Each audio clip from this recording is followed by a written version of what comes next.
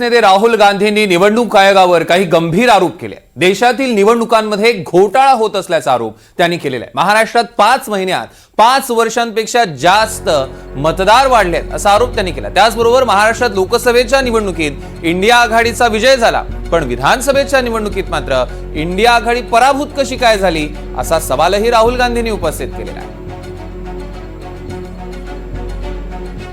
This is not our data, this is EC data. End EC कह रहा है कि हम फ्री एंड फेयर इलेक्शन करा रहे हैं, और उनके डेटा में एक असेंबली में 1 लाख फेक वोटर्स हैं, फेक एड्रेसेस, डुप्लीकेट फॉर्म 6, अलग अलग तरीके। तो हम इलेक्शन कमीशन से नहीं कह रहे हैं, हम हिंदुस्तान के युवाओं से कह रहे हैं, हिंदुस्तान की जनता से कह रहे हैं, ये आपका भविष्य है, गरीबों का भविष्य है। ये आपके आंख के सामने पूरा का पूरा सिस्टम चोरी किया जा रहा है। एक सीट में प्रॉब्लम है, but they are not saying that, they are saying Rahul Gandhi has to swear on oath, right? So my point is that ये 25 में हुआ, 50 में हुआ, 100 में हुआ, हमें नहीं मालूम। हमें यह मालूम है 100% कि मॉडल ये है, इस मॉडल को देश में रेप्लिकेट आसानी से किया जा सकता है, बहुत आसानी से। अगर इलेक्शन कमीशन बीजेपी की पूरी मदद कर रहा है, ये 2 मिनट का काम है।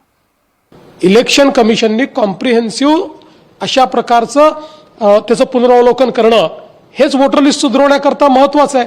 त्यालाही विरोध करायचा आणि वोटर लिस्ट खराब आहे असंही म्हणायचं, म्हणजे एक प्रकारे भारताच्या ज्या काही आपल्या लोकशाहीने तयार केलेल्या संस्था आहेत, या संस्थांवरनं लोकांचा विश्वास उडला पाहिजे, भारताच्या लोकशाही प्रक्रियांवरनं लोकांचा विश्वास उडला पाहिजे, भारतामध्ये अराजक तयार झालं पाहिजे, अशा प्रकारची मानसिकता राहुल गांधींची दिसते आहे।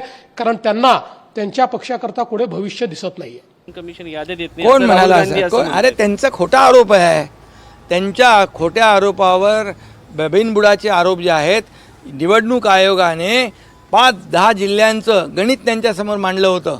पूर्णपणे मतांची आकडेवारी, EVM मधली आकडेवारी आणि VVPATचे आकडेवारी ही जुळलेली आहे। त्यामुळे खोटं बोलायचं, रेटून बोलायचं हा त्यांचा धंदा आहे।